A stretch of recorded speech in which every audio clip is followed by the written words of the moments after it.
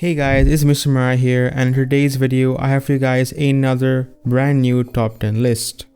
So in today's video we're going over 10 manhwa and manga that have a villain main character. Now all I ask from you guys before we get into this list is to like the video, subscribe, and turn on the bell notifications to get notified of my latest uploads. Also, if you guys have any top 10 list video suggestions you would like me to make, or manhwa or manga you want me to add into this video, be sure to leave it in the comment section down below. Now with all that said, let's get straight into the video. Now at number 10 we have Fff-Class Trashero. Protagonist Kim Han-soo killed the Demon King after 10 years of being summoned into the fantasy world. Now it's time to be sent back to Earth. But what's this? The fantasy world god appear along with his report card. Because he removed all the obstacles that have prevented him from killing the Demon King, his personality score came out as F. The regression that follows is that he has to return to start and begin again. Can Kang Han-soo end this endless returns? So Fff-Class Trashero revolves around our main character, who is a sort of anti-hero. While he is isekai to another world, he does not follow the traditional hero path. And without trying to spoil too much, it does lead to some very interesting adventures. So I do highly recommend that you guys do pick up this manhwa. Now at number 9 we have Master of Goo. A story of a villain, Fang Yuan, who was reborn 500 years into the past with a Chunki cicada that he had painstakingly refined. With his profound vision, battle, and life experiences, he seeks to overcome his foes with his skill and wit. Ruthless and immoral, he has no need to hold back as he pursues his ultimate goals. In a world of cruelty where one cultivates using goo, magical creatures of the world, Fang Yuan must rise above all with his own power. Now at number 8 we have Nidome no YUUSHA. Now before I get into this manga, I have to preface that the next two manga this included will be sort of graphic and violent and will contain sort of graphic nature. So if you do get triggered by that kind of stuff, I do recommend you guys not pick up these mangas because you won't be able to handle it. But anyway, with that aside, Yuki Kaito fought a desperate struggle in order to fulfill his role as a summoned hero.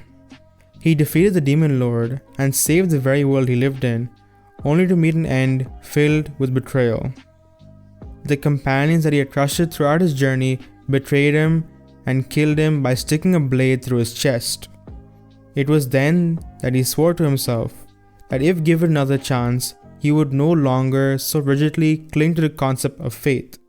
He swore that if given another chance, he would dedicate himself to enacting the most atrocious acts of revenge possible.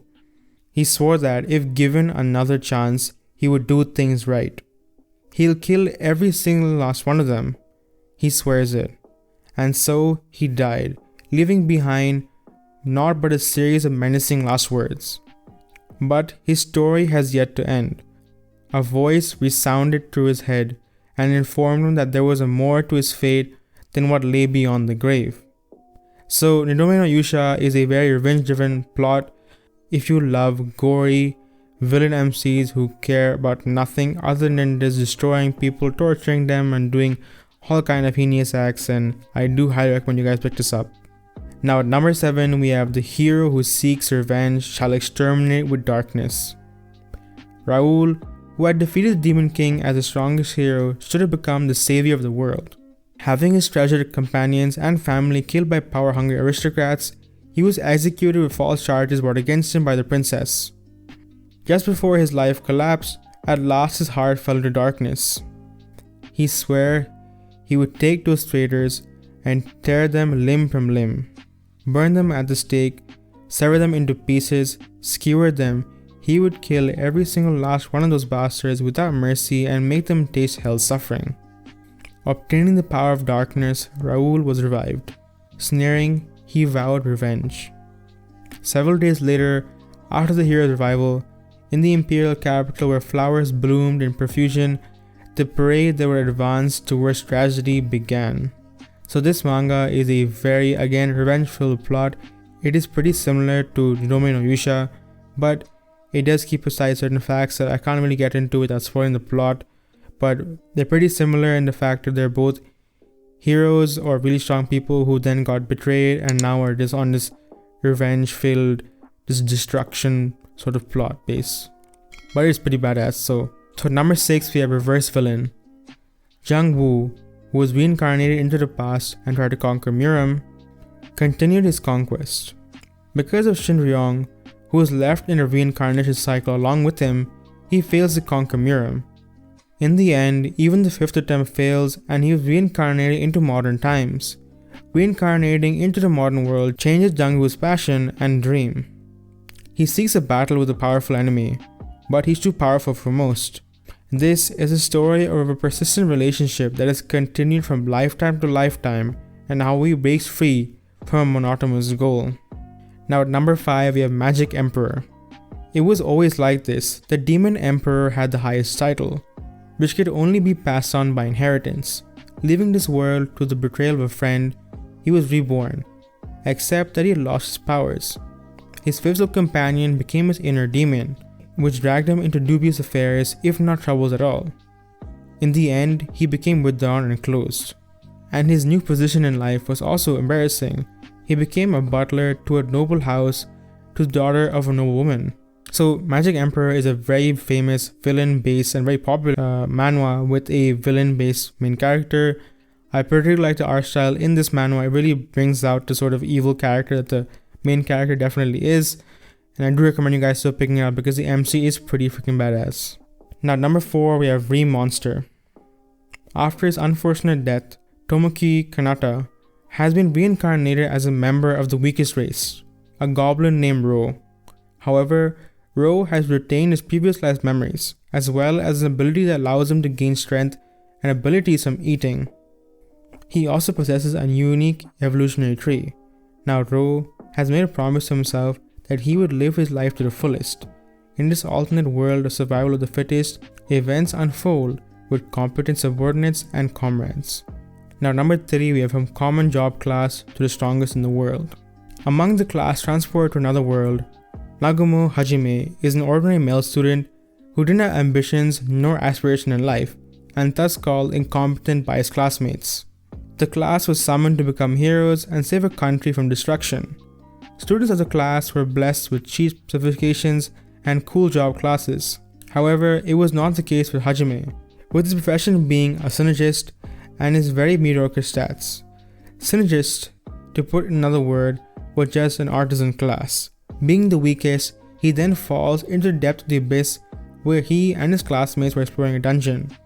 So, if you haven't heard of Arifureta, which is what this manga is, it is a isekai, very badass main character. It has an anime, it has a light novel. I've read the light novel, I've watched the anime, and I've read the manga. And I have to say, I like all of it. I know a lot of people throw trash on it for being trashy, but I do like it. If you guys do like a very badass main character who does not give a fuck and has a harem of girls, then I do recommend you guys picking up this manga. Now number 2 we have Chronicles of Heavenly Demon. The successor of the Spear Master sect and his apprentice Hyuk Won-seung were framed of learning a forbidden demonic art and slayed, a helpless and pitiful death by the hypocrites of the Orthodox sect.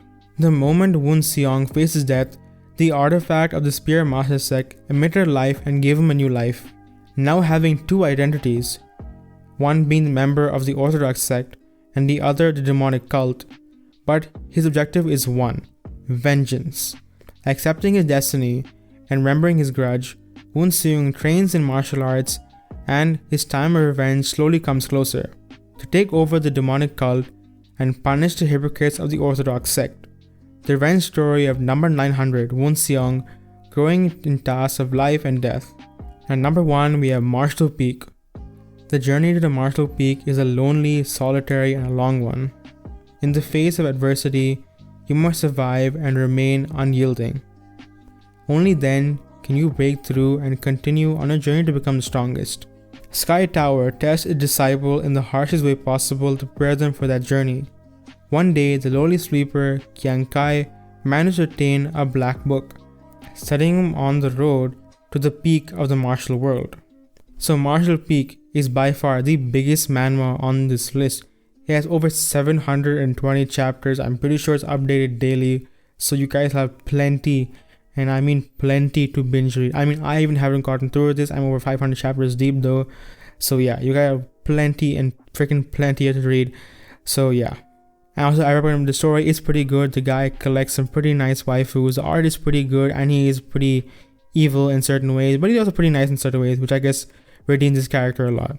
And that, my friends, is all the manga and manhwa I have for you guys in this video. Again, if you did like this list, why not smash the like button and subscribe for more content. Leave any future video suggestions you would like to see on the channel in the comment section down below. Now with all that said guys, I've been Mr Miraie, and I'll see you all in the next video.